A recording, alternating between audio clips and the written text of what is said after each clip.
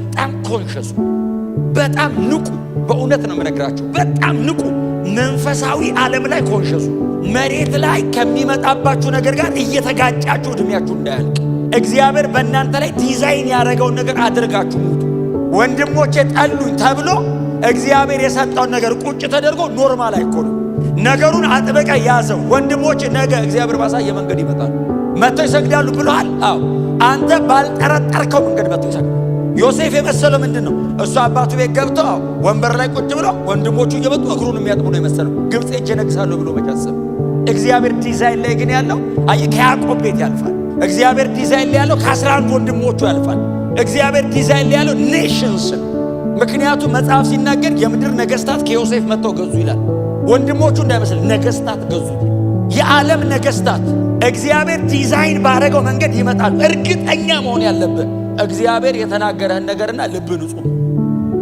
ዘፍጥረት 37 የዮሴፍ ታሪክ ነው እንደው በእውነት ነው የምላችሁ እንደ መልእክት ነው ልብ ላይ ቁጭ ወንድሞቹ ጠሉት በሚነሳ እና እዚህ ጋር እንግዲህ ሶስቴ ነው አይደል በ11 ቁጥሩ 3 ጊዜ ጠሉት አብዝተው ጠሉት የባሰ ጠሉት ቀኑበት የሚል በጣም በተደጋጋሚ በዚች ክፍል ላይ ያለ እና በጣም እግዚአብሔር በእናንተ ላይ አጀንዳ ካለው ማንም ሊጣላችሁ ይችላል ወንድሞች ከተባለ ማንም ይጣላችሁ እና መጽሐፍ ቅዱስ እንደሚነግረን ያዕቆብ ከወለዳቸው ልጆቹ መካከል ከመጨረሻው ሁለተኛ ነው አይደል ይሄ ልጅ ከዮሴፍ በኋላ የወለደው ቢንያምን ነው ቤንኦኒ ነው አይደል ትክክለኛ ስሙ ቤንኦኒ ማለት የቀኝ እጄ ልጅ እንደማለት ነው የራሔል ልጆች ናቸው ሁለቱ እና የቀኝ እጄ ልጅ እንደማለት ነውና ዮሴፍንና ቢንያምን ያዕቆብ በጣም በተለየ አይነት መንገድ ይወዳቸዋል ከያችኛዋ ሚስቱ ማን ነበር ስሟ ከሊያ ከወለዳቸው ይልቅ ከራሔል የወለዳቸውን ሁለቱን በጣም የበለጠ ያስጠጋቸዋል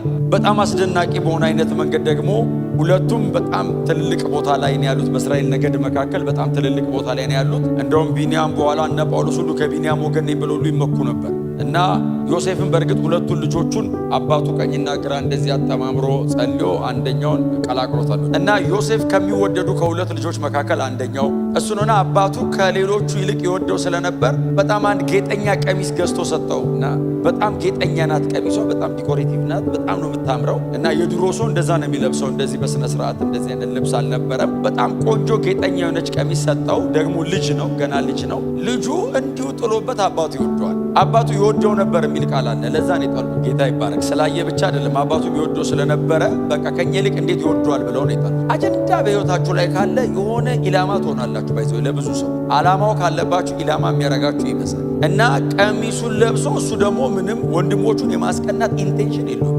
ወንድሞቹን ማበሳጨት ልብ ውስጥ ዮሴፍ በሰላም ነው የሚኖረው እነሱ ናቸው የሚበሳጩ መጽሐፉ ሲነግረን እንደውም ዮሴፍ ወንድሞቹን ይወዳቸው አድርስ የተባለውን ነገር ይዞ ይሄድ ያደርሳል ወንድሞቹ ሲጠፉ ፈልጎ ለአባቱ እንደውም እያመጣ ወንድሞቼ በዚህ ነው ያሉት እያለ የሚናገረው እሱ ምንም ኢንቴንሽን ልብ ውስጥ የለም አሁን እናንተ ውደዱ ማንም ይጥላችሁ እናንተ ውደዱ አሁን እናንተ እኔ አሁን እዚህ ቤት እናንተ ሁላችሁም ዮሴፍ ናችሁ እግዚአብሔር ይመስገን ማንም የፈለገው ሊሆን ይችላል የእናንተ ኢንቴንሽንና ሞቲቭ ግን ንጹህ መሆን አለበት እግዚአብሔር እድሜያችሁን ሁሉ ከእናንተ ጋር እንዲኖር እግዚአብሔር ከእናንተ ጋር በዘመናችሁ ሁሉ እንዲሰራ ያለ ጸጸት እግዚአብሔር በብዙ ስኬት ከእናንተ ጋር እንዲቆም የእናንተ ኢንቴንሽን የእናንተ ሞቲቭ መነሻ ሐሳብ ውስጣችሁ ልባችሁ ንጹህ መሆን አለበት ዮሴፍ ልቡ ንጹህ ወንድሞቹ ናቸው ክፉ ወንድሞቹ ናቸው ተንኮለኛ ዮሴፍ ልቡ ንጹህ ነው ቀኑበትም ጠሉትም የሚለው እነሱን ነው እሱ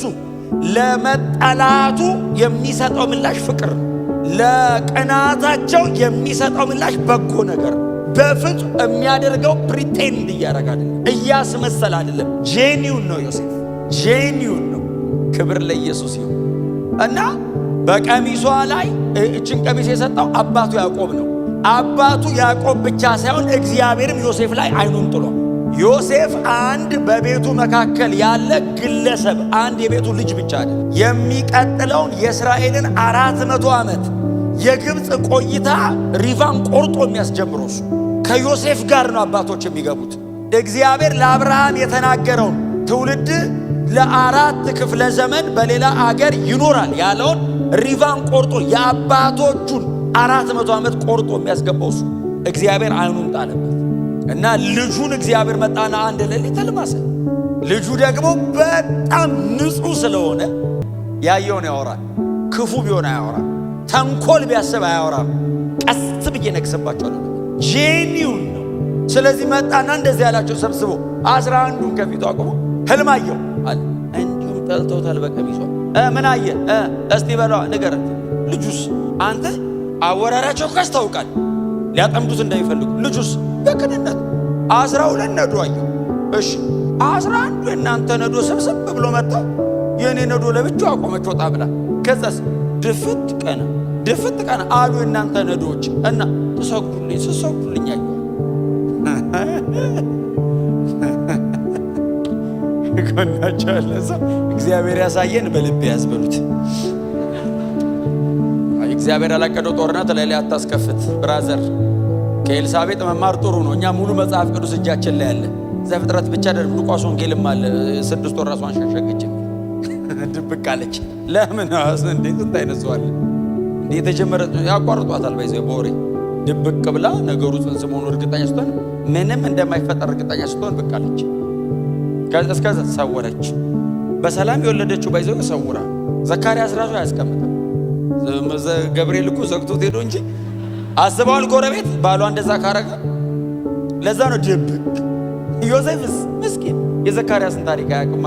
ኤልሳቤጥ የተደበቀችው ዮሴፍ አውርቶ መከራ መጣበት የሚለውን አንበባ ሄዶ ስሰግዱልኝ አየው ሲል ጠሉት። ከዛ አባቱ ይወደው ነበር ይላል ሰማለ እንደገና። ከዛ ድጋሚ ህልም አየ። 11 ከዋክብት አለ።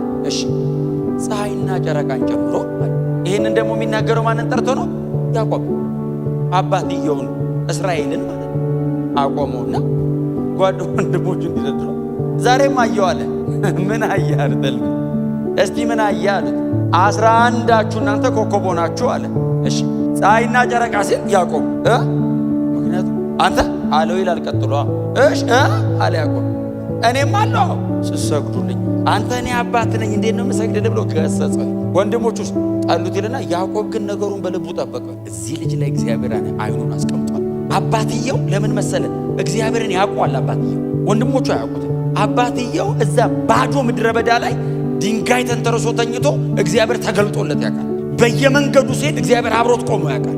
እና አባትየው እግዚአብሔርን ስለሚያውቀው ከነዚህ ከ12ቱ መካከል ይሄንን ልጅ እግዚአብሔር መርጦት እያሳየው ያለው ነገር አንዳች የተለየ ነው ብሎ እስራኤልም ነገሩን በልቡ ሸሽጎ ይከታተሉ ነበር። አረማመዱን ያያል። ልጁ መንፈሳዊ አካሄዱን ያያል። ጄኒው ነው። ልቡ ንጹህ ነው። ቅን ነው። በጣም በቀላሉ የሚታለል የሚመስል ለእግዚአብሔር ሞኝ ብትባሉ ተሸውዳ አይደለም። እኔ ደግሞ ለእግዚአብሔር ብሸወድስ ያለ እግዚአብሔር ከምነቃ ያለ እግዚአብሔር አራዳ ብልጥ ምናምን ከምትሆን ለእግዚአብሔር ብላ ሞች ጅል ሆነ መንፈሳዊ ነው ብሎ ከ5 ዓመት በኋላ ድጋሚ ስንገናኝ ያኔ ነው የትኛው ጅል ይሄው ልጁ ሞኝ ነው። ሞኝ ዮሴፍ ነው። ያየውን ያወራል። እስራኤልስ ይከተለዋል። ታውቃለህ? ይሄ ልጅ ይላል እነ ይሁዳ እነ ሮቤል ምናምን በጣም እሳት አውት ስማርት ያደርጋሉ። ባይዘው ሮቤልም ትንሽ የበኩር ልጅ ነው። ትንሽ ሞኝ ነገር ነው አይደል? ሮቤል አሁን ያዕቆብ ልጆች መካከል ትንሽ ሞኝ ነው እና ልቡ ትንሽ ገራገር ነገር ነው። ሌሎቹስ እንግደለው አሉ። ዮሴፍ አንተ ወንድሞቹ እኮ ናቸው እንግደለው ሲሉ ዮሴፍስ ሮቤልስ ኧረ ከምንገለው እንደው በእውነት ዝም ብለን እንሰራው። ይሁዳስ እንሽጠው። ይሁዳዎች እሳት ናቸው። የብሉይ ኪዳኑ ዮሴፍን ሸጠ፣ አዲስ ኪዳኑ እሳት ነው። በቃ ትራንዛክሽን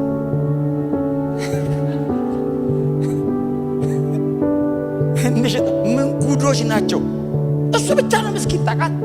እሱና ኢየሱ ታናሽ አለ አብሮ እረኝነት የማይላክ ቤት አባቱ እግር ስር የሚቀመጥ ቢንያም የሚባል ሁለቱ ንጹህ ናቸው። ሁለቱ ጄኒውን ናቸው። ዮሴፍ ባየው ህልም ምክንያት ተጠላ። እግዚአብሔር ባሳየው ነገር ምክንያት ተቀናበት። በድሎ አይደለም፣ አጥፍቶ አይደለም፣ ኃጢአት ሰርቶ አይደለም። እግዚአብሔር በሰጠው ጉዳይ ነው የተጠላው። የጠሉት ጠላቶቹ አይደሉም፣ ወንድሞቹ ናቸው የጠሉት። አብረውኝ ሳይድ ያደርጋሉ ብሎ የሚጠብቃቸው ሰዎች ናቸው አጌነስት ሆነው ሊያጠፉት የሚመካከሩት።